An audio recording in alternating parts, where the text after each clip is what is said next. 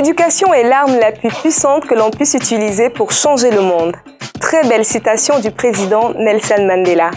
Il est donc primordial pour nous d'encadrer nos jeunes afin qu'ils optent pour la meilleure orientation académique déterminante pour leur futur. Nous avons à cet effet fait venir un jeune entrepreneur, un coach, un conférencier, un consultant, un formateur passionné qui viendra dans un instant nous édifier dans ce domaine sur Believe in Africa. Restez des nôtres.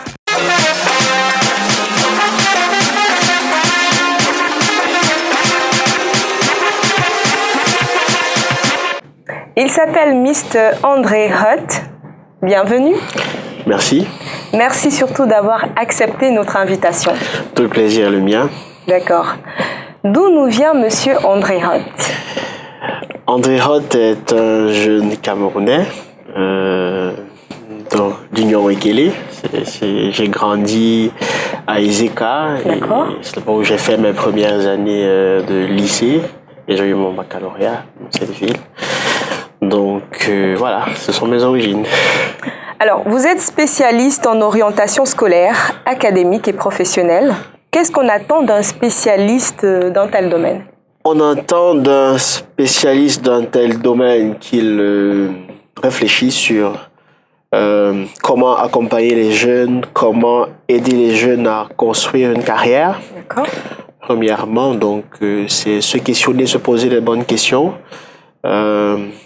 Adéquation, profil, marché de l'emploi, accompagner les jeunes, les personnes dans la construction d'une carrière, donc dans l'expression en lui-même, scolaire, académique et professionnelle, cela a été fait sciemment pour subdiviser en fonction des différentes classes, parce que les problématiques d'orientation dans les lycées et collèges ne sont pas les mêmes à l'université, et encore moins pour ceux qui sont déjà professionnels. Donc, nous accompagnons ces différentes cibles-là dans la construction d'un projet professionnel rentable pour le cadre des lycées et collèges. Dans la cible, le segment université, nous les encadrons, nous accompagnons vers le marché de l'emploi à travers la préparation au marché de l'emploi. Comment est-ce qu'on fait pour se vendre? Comment est-ce qu'on fait pour vendre un profil? Et pour ceux qui travaillent déjà, nous les accompagnons dans la mobilité professionnelle. Parce qu'il y a beaucoup de gens à l'entreprise, soit qui ont été mal orientés, soit qui ne sont pas vraiment épanouis dans leur travail. Nous leur donnons des outils qui peuvent leur permettre de mieux se valoriser, de mieux se vendre sur le marché de l'emploi. D'accord. Alors, vous êtes diplômé en Master 2, système d'information. Un diplôme reçu de l'Institut d'ingénierie informatique de Limoges en France en 2013. Qu'est-ce qui a motivé cette transition quand on sait aujourd'hui que vous êtes vraiment spécialiste en orientation? Qu'est-ce qui s'est passé concrètement? Ma formation, déjà, il faut le préciser, je l'ai obtenue en délocalisation au campus de l'IUC à Longbussou. C'est dans cette école qui a l'Institut de Limoges a délocalisé ses enseignements dans cette école. Donc, j'ai toujours considéré l'informatique comme un outil, mais je pense que c'est un outil qu'il faut mettre au service d'une cause. Et je cherchais vraiment mon identité, mon utilité. C'est là où j'ai passé beaucoup de temps à la découverte de moi, de ce que je pouvais apporter aux autres. Je me suis découvert des talents dans le domaine du développement du capital humain. La transition, il faut le dire, n'a pas été facile. Quand des parents ont investi dans une carrière, dans une formation en se disant, c'était pas 5 francs, investi dans une formation en se disant, oui, on aura un autre ingénieur, on a notre ingénieur dans la famille. Il y avait beaucoup de remises en question, mais fondamentalement, j'ai toujours voulu faire ce que j'aime. Et c'était ma passion. J'étais prêt à commencer à zéro. J'ai quand même j'ai fait mes classes, il faut le dire, en rencontrant des gens qui font déjà ce métier. C'est pour ça que je pense que le mentoring est très important dans un environnement comme le nôtre, parce qu'il y a beaucoup de personnes expérimentées qui font énormément de choses. On peut aller à leur rencontre pour découvrir et profiter de leur expérience. Donc j'ai eu beaucoup de mentors et de coachs dans le domaine du développement du capital humain, les ressources humaines qui m'ont accompagné, m'ont tenu la main. Et c'est la somme de leur expérience que je possède aujourd'hui. D'accord. Vous avez reçu en décembre 2017 un certificat au sorti d'une formation sur la mise en place d'un programme d'éthique et conformité au sein d'entreprises. C'était organisé par le Haut Commissariat de la Grande-Bretagne au Cameroun. En quoi consiste-t-elle une formation dans ce domaine? Alors, c'était organisé en collaboration avec la Business Coalition Against Corruption, qui est un organisme sous le haut parrainage du Haut Commissariat. Le but, l'objectif était de former les petites entreprises aux bonnes pratiques pour lutter contre la corruption. Donc, assainir les mœurs en mettant une pratique de gestion saine dans les entreprises, en termes de des procédures avec les collaborateurs, comment se comporter, mettre des process, déjà établir une vision, des missions bien spécifiques et un manuel de procédure, parce que quand les hommes disparaissent derrière les procédures, on peut tracer facilement, on peut auditer facilement une entreprise et l'impact est là.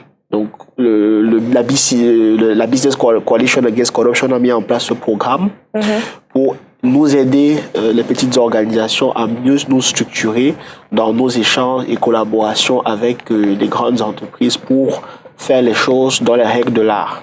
Voilà. D'accord. Ok. Vous êtes entrepreneur, le formateur de Emley. Je ne sais pas si c'est comme ça. Le fondateur, de Emley. Oui. Un cabinet spécialisé dans le domaine de l'orientation scolaire, académique et professionnelle. C'est quoi, je suis un peu curieuse, c'est quoi votre business model? Alors, c'est un peu la formule secrète de toute organisation. Notre business model est simple, on est proche des gens qu'on accompagne. Parce que on touche quelque chose de fondamental et de très important, la carrière. Qui dit carrière dit une vie. Et notre modèle vraiment, c'est d'impacter. Donc on est présent, on partage le quotidien de nos clients et de les personnes qu'on accompagne. Déjà dans le libellé, comme je le disais, scolaire, donc lycée et collège, on a des programmes qu'on développe au sein des lycées et collèges où on essaie de réfléchir à comment orienter de façon optimale. Donc il y a beaucoup de collèges. Vous accompagnez en même temps ces personnes? En partenariat avec l'école ou bien des personnes dans l'école, on les accompagne dans la construction d'un projet professionnel rentable. D'accord.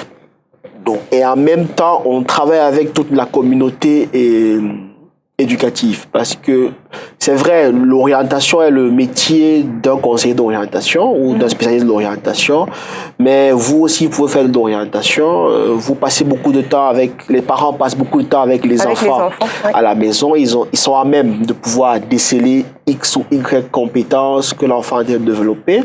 En même temps, les enseignants à l'école, parce qu'ils confrontent au quotidien les élèves ou les étudiants avec certaines difficultés. Donc, ils sont à même de pouvoir dire que l'élève X ou l'étudiant Y a la capacité de pouvoir faire quelque chose. Maintenant, comment est-ce que les trois parties se mettent ensemble pour accompagner le sujet qu'est l'élève vers sa carrière? C'est là où nous, on intervient aussi beaucoup pour pouvoir harmoniser tout cela. En tout cas, c'est très, très intéressant ce que vous faites déjà. On va passer à une autre étape. Étant donné que vous êtes coach, on passe au coaching. D'accord.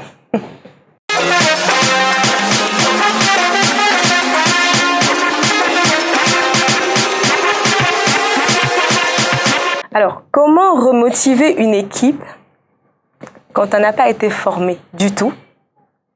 Je vais vous donner 3 propositions. Maintenant, vous allez choisir celle qui vous accroche. La première, est-ce qu'il faudrait faire preuve de transparence avec sa team? La deuxième, faudrait-il augmenter leur salaire? sans aucune garantie de résultat, ou bien il est très important de former l'équipe pour montrer qu'on investit sur la personne. Laquelle des trois propositions? Je prendrai la dernière parce que le meilleur investissement qu'on puisse faire à un collaborateur, c'est d'investir sur lui. Parce que c'est un capital qui pourra valoriser avec vous ou ailleurs. Donc en investissant sur la personne, ça lui permet de gagner, d'augmenter son capital confiance et de pouvoir savoir exactement ce qu'il peut apporter. En tout cas, pour moi, je prendrai la troisième proposition. Même comme on a l'habitude de dire que le salaire est un facteur de motivation. Le salaire est un facteur de motivation, mais je pense que c'est pas le facteur capital. Oui. Quand une personne sait faire l'adéquation entre ses compétences actuelles et le marché de l'emploi, avec vous ou ailleurs, il pourra toujours se vendre mieux. Vous avez à plusieurs reprises représenté le Cameroun l'année dernière dans des forums. On a par exemple celui de la jeunesse Europe-Afrique, c'était à Abidjan. Oui. L'autre forum international des jeunes à Niamey. Oui.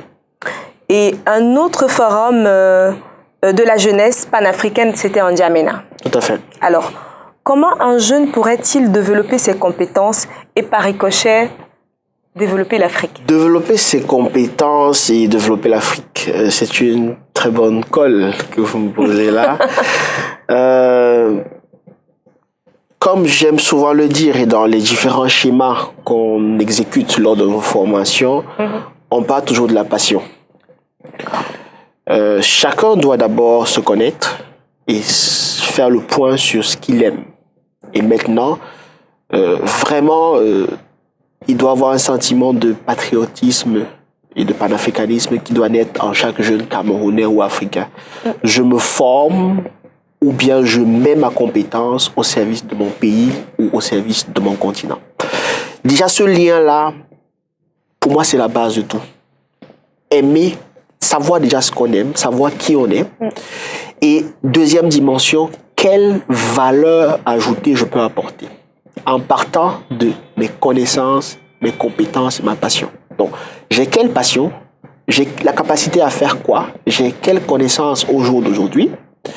Et quelle valeur ajoutée je peux apporter? Ce lien-là, pour moi, est fondamental et c'est la clé d'une bonne orientation. Parce que, à la fin, si tout ce qu'on a développé comme compétences, comme connaissances ne peuvent pas être utiles à notre communauté ou à notre environnement, ça ne sert à rien. C'est pas intéressant. C'est pas intéressant. Donc, chaque jeune doit vraiment, tous ces problèmes qu'on a de chômage aujourd'hui, de problèmes de pauvreté, la base, c'est parce que beaucoup de jeunes, ne sont pas à leur place, n'ont pas pu émerger, c'est-à-dire avoir une éducation de qualité, ce qui a forcément un impact sur un emploi décent qu'ils n'arrivent pas à avoir et ça crée tous ces problèmes qu'on a aujourd'hui d'immigration irrégulière et autres parce que un jeune qui ne se sent pas utile dans son environnement a envie de partir. Il ne trouve pas sa place. Donc, pour moi, et ça c'est l'une des conclusions à laquelle je suis arrivé lors du sommet de Niamey qui portait exactement sur les problématiques de paix et sécurité, qu'il faudrait qu'on travaille davantage sur l'orientation. Parce que c'est un jeune... C'est la base en fait. C'est la base. Il saura pourquoi il est là, quelle est son utilité. Et si c'est ça, pourquoi il va partir mourir dans les eaux de la Méditerranée et tout. Donc, c'est vraiment un gros travail qu'on doit. C'est pour ça que nous, on se définit toujours comme des gens qui construisent des carrières. Donc, à la base, c'est une passion. Donc, chaque jeune doit pouvoir identifier quelle est sa passion et comment est-ce qu'il doit contribuer pour construire son pays, pour construire son continent. C'est parfait. Vous êtes conférencier. Je me rappelle, l'année dernière, on avait diffusé dans cette émission même une interview de vous à la participation à l'Afrique Talent. Vous vous rappelez? Oui. On a envie de vous poser la question de savoir quelle est la démarche à suivre si on veut passer, vous qui êtes spécialiste bien sûr, quelle est la démarche à suivre si on veut passer d'un emploi à un autre? Alors, déjà, pour ma part, c'est plus facile de passer d'un emploi lorsqu'on a un emploi. D'accord. Parce que si on n'a pas mieux, on ne bouge pas. On a cette latitude de pouvoir jouer un peu sur les nerfs du recruteur, si je peux dire comme ça, s'il ne propose pas vraiment quelque chose qui cadre avec vous ou bien ce que vous aimez, vous n'allez pas partir. Alors, en termes d'astuces, premièrement, c'est ce qu'on appelle un peu le personal branding. Il y a beaucoup de formations là-dessus, mais en quelques mots, c'est pouvoir communiquer sur ce qu'on fait. Parce que dans les entreprises, il y a beaucoup de gens qui font beaucoup de bonnes choses, mais tout le mérite revient à l'organisation auquel ils appartiennent. Les gens autour d'eux ne savent pas qu'ils ont cette capacité. Alors, ça répond à une question fondamentale. Qu'est-ce que les employés font quand ils ne sont pas en entreprise? Voilà, comment est-ce qu'on occupe son temps? Ouais. Alors, c'est la participation à des séminaires, la participation à des conférences, participation à des colloques, où on rencontre des gens plus ou moins qui font ce que vous faites ou bien qui peuvent avoir besoin de votre compétence. Ça fait que vous marquez les esprits. Et il y a des personnes du marché de l'emploi qui ont une bonne perception de ce que vous pouvez leur apporter. Et c'est un effet boule de neige, ainsi de suite, ainsi de suite. Tout ce qu'ils vont attendre, c'est, on sait qu'il y a un bon gars qui joue là-bas, dans telle équipe. À quel moment est-ce qu'il lâche cette équipe pour nous rejoindre?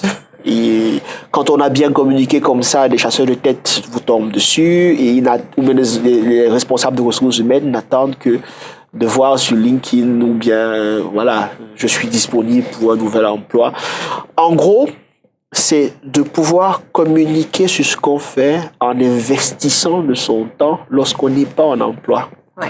Et l'autre chose, c'est de développer son réseau professionnel, de pouvoir l'entretenir. Un réseau professionnel, c'est l'ensemble des personnes qui peuvent plus ou moins recommander votre compétence ou bien apprécier votre savoir-faire. Donc, c'est 2 points que je peux proposer si des gens souhaitent. Et le réseau social le plus approprié, c'est...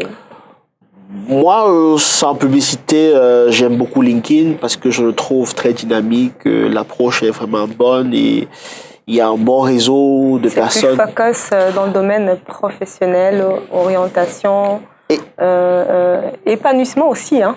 Oui, épanouissement et de plus en plus même. Mais constructif. Constructif. Et de plus en plus, les gens se lancent dans le blog parce que le blog aussi est un moyen de se faire connaître. Bloguer pour partager sa passion. Okay. Donc, on pourrait aussi créer un blog ou bien même sur YouTube, faire des vidéos où on communique sa passion pour amener d'autres jeunes et transmettre. Parce que je crois que transmettre aussi est important. Il faut pouvoir, en transmettant, on s'affirme mieux et on a forcément un impact social aussi.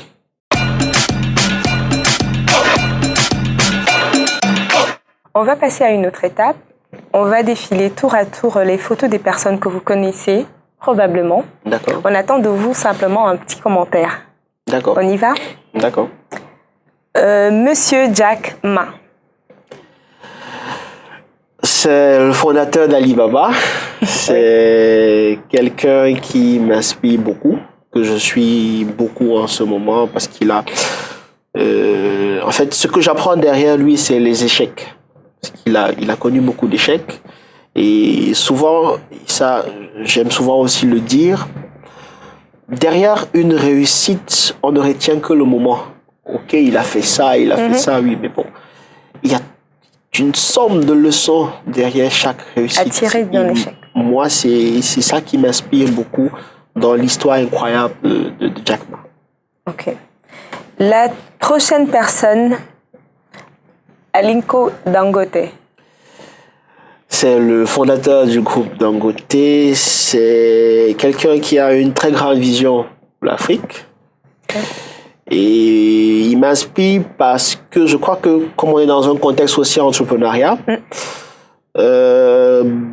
beaucoup de gens, pour ne citer que le cas du Cameroun, entreprennent pour le Cameroun. Donc je crois que si on entreprend, on doit avoir une vision partie globale pour un impact, partie locale pour un impact global. Et de pouvoir exporter son projet, son produit partout en Afrique ou dans le monde. D'accord. Akinwumi Adesina. J'espère que je prononce bien. Akiwumi Adesina. C'est le président de la Banque africaine de développement.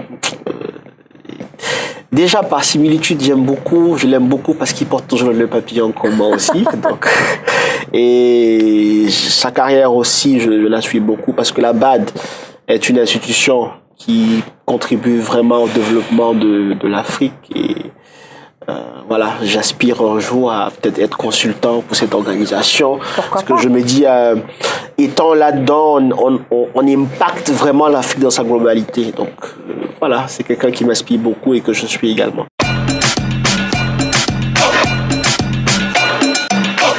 Quelles sont les choses que nous devrions absolument abandonner si on veut réussir? La peur. Ok. C'est pour moi la première chose. Beaucoup de gens passent à côté d'excellentes opportunités parce qu'on a peur je dirais la paresse aussi. Okay. La procrastination.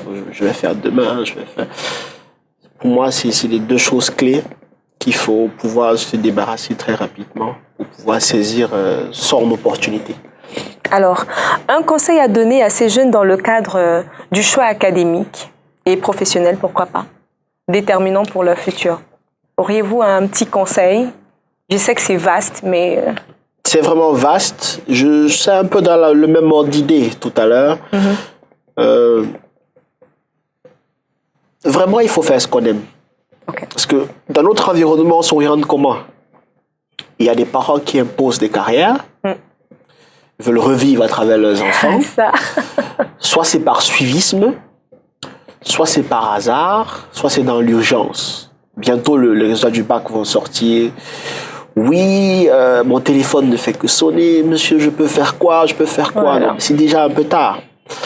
Donc, c'est déjà prendre du recul. Se connaître.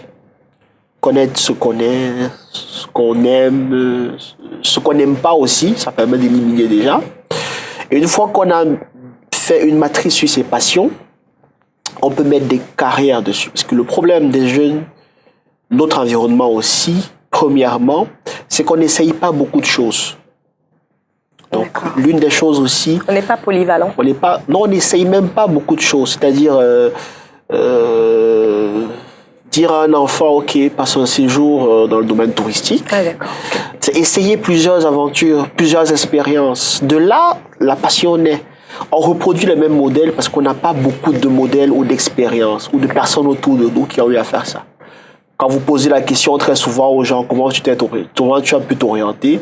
J'avais un oncle qui était banquier, toujours bien habillé. En général, on prend l'exemple de quelqu'un. J'avais quelqu'un qui était expert comptable, toujours changer les voitures, donc je me suis dit que son métier est intéressant. Moi aussi, je vais le faire. Mais derrière, il n'y a pas vraiment cette passion ou cette plus-value qu'on décide d'apporter par rapport à ça. Donc, se connaître, rencontrer des gens, faire le maximum d'expérience. Ça peut être des stages de vacances, des stages académiques pour avoir une idée claire et précise. Multiplier les expériences et après choisir en accord avec soi et dans le but de pouvoir apporter une valeur ajoutée. Wow. Est-ce que vous avez des projets? Des projets, oui, on a un projet. Personnellement, en ce moment, je travaille sur un livre dans le cadre de l'orientation. Quel type de livre? C'est un essai. Bientôt. Vous allez le vendre? Oui, il sera commercialisé au Cameroun et en Afrique parce que c'est une somme de toutes les expériences, des forums, les salons qu'on a pu faire et tout. On a dit, OK, essayons de mettre toute cette expérience dans une démarche qui pourra être utile. Et aussi, travailler un peu sur un outil parce que le problème aujourd'hui, on veut bien être partout, mais c'est pas possible.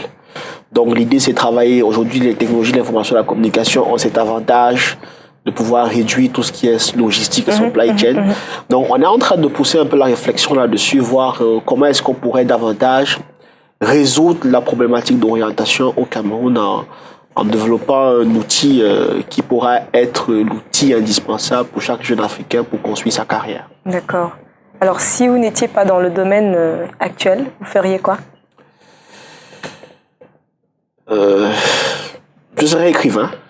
J'ai toujours, il y a cette passion en moi d'écrire. serais écrivain, voilà, ou bien joueur de tennis parce que je joue aussi au tennis. Ah ouais? C'est les deux passions qui m'animent au quotidien. Donc voilà. Vous faites partie d'une génération de jeunes qui s'activent tous les jours pour encadrer ces jeunes. Et vraiment, on ne peut que vous encourager dans ce domaine. Merci infiniment pour avoir répondu présent à notre invitation. Le programme, malheureusement, tire à sa fin.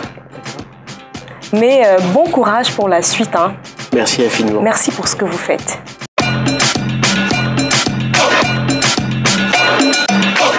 On vous invite à regarder cette magnifique vidéo du Grand Mall, le Grand Mall de Douala, qui se veut grand, le plus grand de l'Afrique centrale. À la fin des travaux, ce Grand Mall va probablement créer pas mal d'opportunités d'affaires et d'emplois pour les Camerounais. Alors, restez en compagnie de nos programmes, on se retrouve à très très bientôt. Ciao, ciao.